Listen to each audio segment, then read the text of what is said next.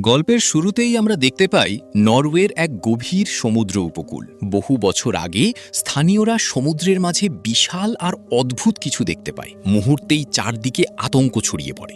সাংবাদিকরা ছুটে আসে ঘটনাস্থলে। প্রত্যক্ষদর্শীরা জানায় আচমকা সমুদ্রে বিশাল ঢেউ উঠেছিল আর পানির নিচে দেখা গিয়েছিল ভয়ঙ্কর এক রহস্যময় আকৃতি।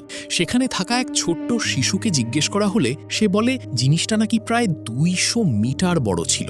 প্রথমে সবাই ভেবেছিল সেটা হয়তো কোনো সাবমেরিন, কিন্তু টানা 34 দিন খোঁজ চালিয়েও কিছুই পাওয়া যায়নি। শেষ পর্যন্ত রহস্যটা চাপা পড়ে যায়। বহু বছর পর গল্প চলে আসে বর্তমান সময়ে।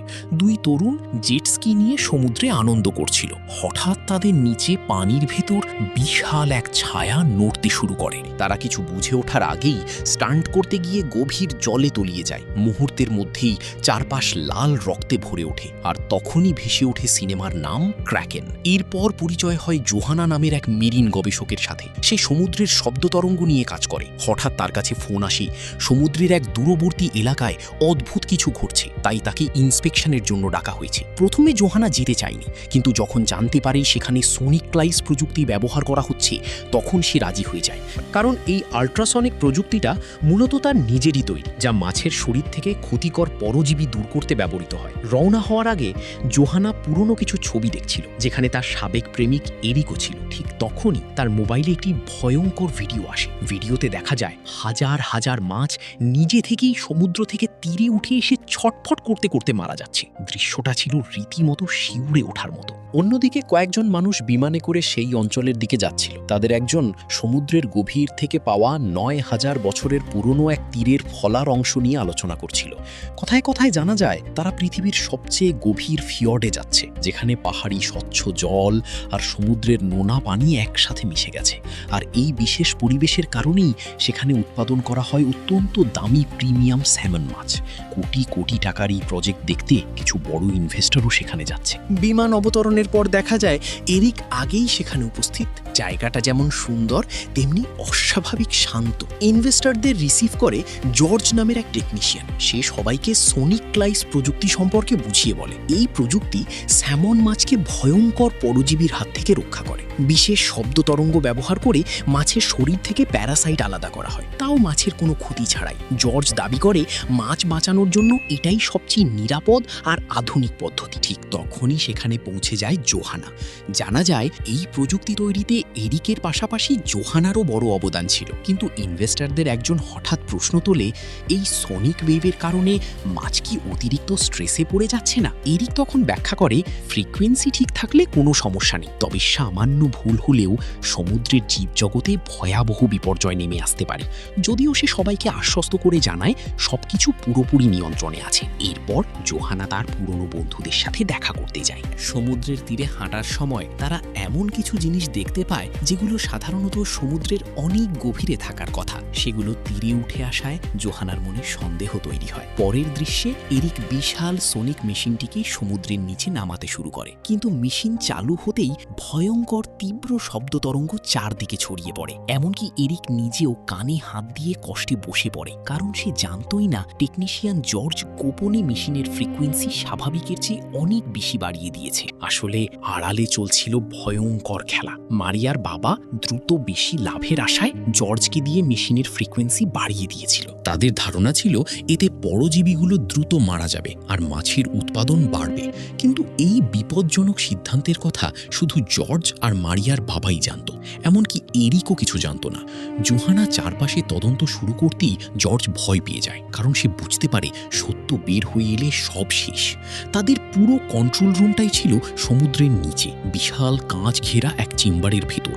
এদিকে জোহানা কিছু স্যামন মাছ নিয়ে ল্যাবে পরীক্ষা শুরু করে। সে মাছের জীবন্ত হৃৎপিণ্ডের উপর বিভিন্ন মাত্রার সাউন্ড ফ্রিকোয়েন্সি প্রয়োগ করছিল। একসময় ফ্রিকোয়েন্সি বাড়াতে বাড়াতে নির্দিষ্ট সীমায় পৌঁছাতেই হৃৎপিণ্ডটা আচমকা বিস্ফোরিত হয়ে যায়। দৃশ্যটা দেখে জোহানা বুঝে যায় এই প্রযুক্তি কতটা ভয়ঙ্কর হতে পারে। ঠিক তখনই সমুদ্রের নিচের মূল মেশিনে অদ্ভুত কিছু আটকে যায়। সবাই মিলে সেটা টেনে বের করতেই দেখা যায় ওটা কোনো আবর্জনা নয়, বরং অজানা কোনো প্রাণীর মাংসখণ্ড। এমন কিছু জোহানা আগে কখনো দেখেনি। ল্যাবে নিয়ে সেটি পরীক্ষা করার সময় আরও ভয়ঙ্কর সত্য সামনে আসে। মাংসখণ্ডটির ভেতরের রক্ত ছিল উজ্জ্বল সবুজ রঙের। জোহানা বুঝতে পারে এটা সম্পূর্ণ নতুন এক প্রজাতির প্রাণী, কিন্তু পরীক্ষা করার সময় সেই মাংস থেকে ছিটকে আসা এক ধরনের তরল জোহানার মুখে লেগে যায়। আতঙ্কিত হয়ে সে দ্রুত নিজেকে পরিষ্কার করে, কিন্তু তার ভেতরে অদ্ভুত ভয় কাজ করতে শুরু করে। এদিকে পুলিশ অবশেষে সমুদ্রে ভাসতে থাকা সেই জেট স্কিটা খুঁজে পায়, কিন্তু সেটার গায়েও ছিল একই রহস্যময় চটচটে তরল। ঠিক তখনই তাদের জালে ভারী কিছু আটকে যায়। উপরে তোলার পর দেখা যায় ওগুলো আর কিছু নয়, নিখোঁজ হওয়া সেই দুই তরুণের ছিন্ন ভিন্ন মৃতদেহ।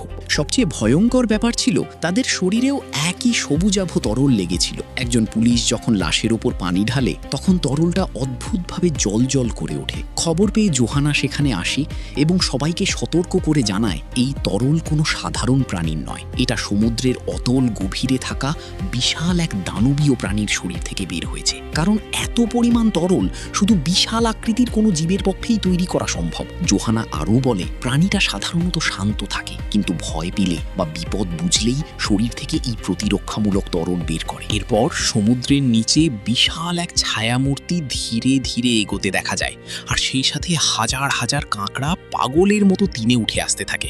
সমুদ্রের সব প্রাণী যেন জলকেই ভয় পেতে শুরু করেছে। জলের ভেতরের এই অস্বাভাবিক পরিবর্তন দেখে এবার এরিকও বুঝতে পারে ভয়ঙ্কর কিছু আসছে। আর সেদিন রাতেই জোহানা ভয়াবহ এক দুঃস্বপ্ন দেখে ঘুম ভেঙে আঁতকে ওঠে। পরদিন সকালে একদল ট্যুরিস্ট আনন্দ করতে বোট নিয়ে সমুদ্রে ঘুরছিল। চারপাশ ছিল শান্ত আর সুন্দর।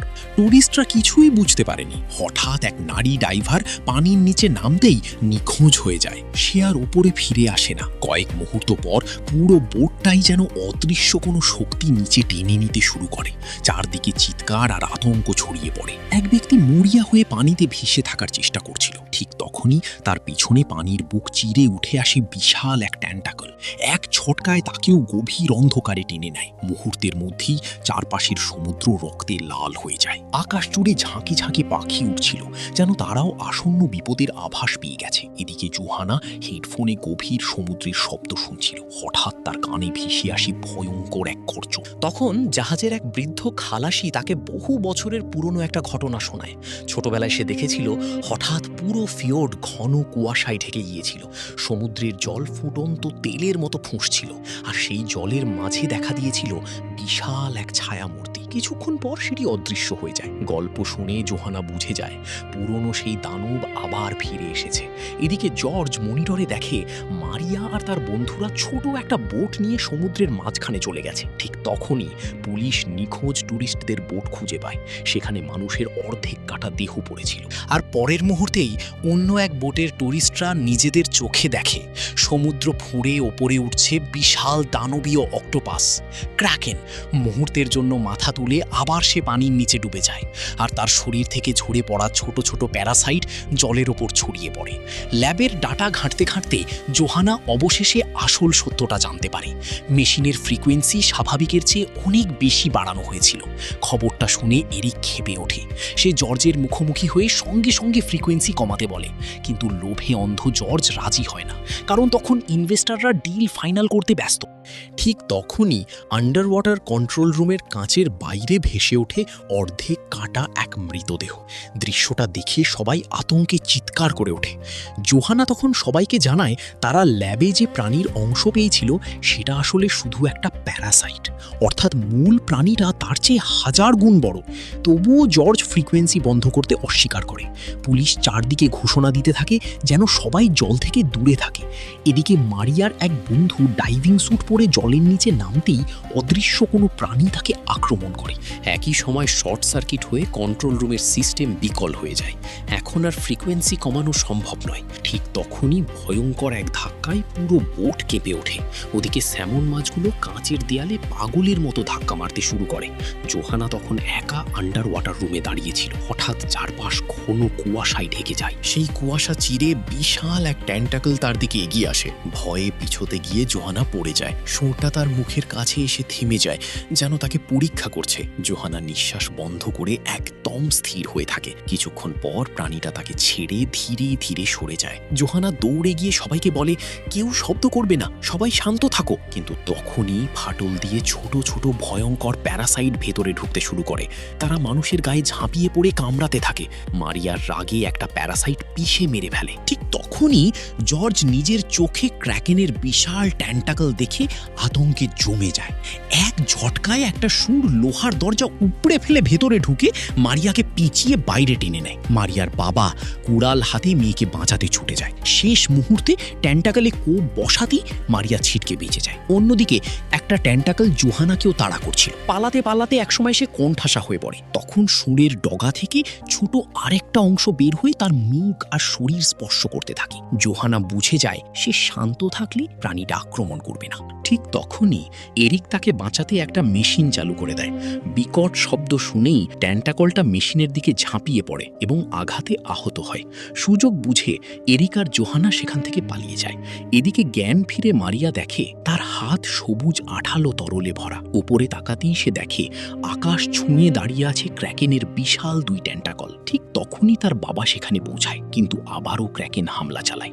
মেয়েকে বাঁচাতে বাবা নিজেকেই উৎসর্গ করার সিদ্ধান্ত নেয়। সে মারিয়াকে সরিয়ে দেয়, আর পরের মুহূর্তেই সমুদ্র ফুঁড়ে পুরো ক্র্যাকেন উপরে উঠে আসে। বিশাল সেই দানব এক নিমেষে মারিয়ার বাবাকে গিলে আবার জলের নিচে হারিয়ে যায়। অন্যদিকে রিসার্চ স্টেশনের কাঁচ ভেঙে পানি ঢুকতে শুরু করে। ক্ষিপ্ত ক্র্যাকেন পুরো আন্ডার ওয়াটার স্টেশন ধ্বংস করে দিচ্ছিল। তখন জোহানা বুঝতে পারে এটা থামানোর একটাই উপায় আছে। সে ছুটে গিয়ে কুড়াল দিয়ে ফ্রিকোয়েন্সি কন্ট্রোলার ঘুরিয়ে ফেলে। সাথে সাথে ভয়ঙ্কর শব্দ বন্ধ হয়ে যায়। চারপাশ শান্ত হয়ে আসে, কুয়াশাও মিলিয়ে যায়, আর ট্যান্টাকেলগুলো ধীরে ধীরে গভীর জলে হারিয়ে যায়। সব শান্ত হওয়ার পর এরিক আকাশে ফ্লেয়ার গান ছোড়ে। দূরে থাকা উদ্ধারকারী দল আলো দেখে তাদের দিকে এগিয়ে আসে। ঠিক তখনই ফ্লেয়ারের আলোয় সবাই আবার ক্র্যাকেনকে দেখতে পায়। বিশাল দানবটা আহত অবস্থায় আবার গভীরে ডুবে যায়। জোহানা তখন বলে এটা এত সহজে শেষ হবে না, ও আবার ফিরে আসবে। সে জানতে পারে একটা ব্যাকআপ সাউন্ড মেশিন এখনো আছে। তখন জোহানা ভয়ঙ্কর এক পরিকল্পনা নেয়। সে ঠিক করে সর্বোচ্চ ফ্রিকোয়েন্সি চালু করে ক্র্যাকেনকে নিজের দিকে টেনে আনবে। ঠিক তখনই আরেকটা প্যারাসাইট জোহানার উপর হামলা করতে যায়, কিন্তু মারিয়ার মা, যিনি একজন পুলিশ অফিসার, গুলি করে সেটাকে মেরে ফেলে। সেখানেই তিনি জানতে পারেন তার স্বামী আর বেঁচে নেই। এরপর কাউকে কিছু না বলে জোহানা একা ছোট একটা বোট নিয়ে সমুদ্রের মাঝখানে চলে যায়। সেখানে গিয়ে সে ব্যাকআপ মেশিন চালু করে জলের নিচে নামিয়ে দেয়। তীব্র ফ্রিকোয়েন্সি শুনে ক্র্যাকেন মুহূর্তেই ধেয়ে আসে এবং এক আঘাতে বোট উল্টে দেয়। জোহানা গভীর জলে পড়ে যায়। জলের নিচে ক্র্যাকেন তার বিশাল সুর দিয়ে জোহানাকে জড়িয়ে ধরে নিজের সামনে আনে। জোহানা সরাসরি দানবটার চোখের দিকে তাকায়। আশ্চর্যজনকভাবে সেখানে কোনো হিংস্রতা ছিল না, যেন সে বুঝতে পারছিল এই নারী তার শত্রু নয়। কিন্তু ঠিক তখনই হাই ফ্রিকোয়েন্সি মেশিন পুরোপুরি সক্রিয় হয়ে যায়। ভয়ঙ্কর শব্দ তরঙ্গে ক্র্যাকেনের শরীরের ভেতর বিস্ফোরিত হতে শুরু করে। ছটফট করতে করতে বিশাল দানবটা সমুদ্রের অতলে তলিয়ে যায়। জোহানা মুক্ত হয়ে উপরে উঠতে সাঁতার কাটতে থাকে, কিন্তু দীর্ঘক্ষণ পানির নিচে থাকার কারণে সে আর উপরে ফিরতে পারে না। পরদিন উদ্ধারকারী দল বৃদ্ধ খালাসির নৌকার কাছে জোহানার নিথর দেহ খুঁজে পায়। ক্র্যাকেনকে থামাতে গিয়ে তাকেও নিজের জীবন দিতে হয়। 1 বছর পর দেখা যায় মারিয়া এখন সমুদ্রের বুকে দাঁড়িয়ে নতুন এক অভিযানের জন্য প্রস্তুত। ঠিক তখনই ক্যামেরা ধীরে ধীরে সমুদ্রের গভীরে নেমে যায়। অন্ধকারে পড়ে থাকা এক ভাঙা জাহাজের ভেতর দেখা যায় অদ্ভুত একটা ডিম। ক্যামেরা কাছে যেতেই বোঝা যায় ডিমের ভেতরে কিছু একটা নড়ছে, আর ভালো করে তাকাতেই দেখা যায় ওটা একটা ছোট ক্র্যাকেন। অর্থাৎ দানবটার বংশ এখনো শেষ হয়নি। আর এই ভয়ঙ্কর ইঙ্গিতের মধ্য দিয়েই সিনেমার সমাপ্তি ঘটে। তো ভিউয়ার, গল্পটি ভালো লাগলে একটি লাইক ও সাবস্ক্রাইব করে পাশেই থাকবেন। Good bye.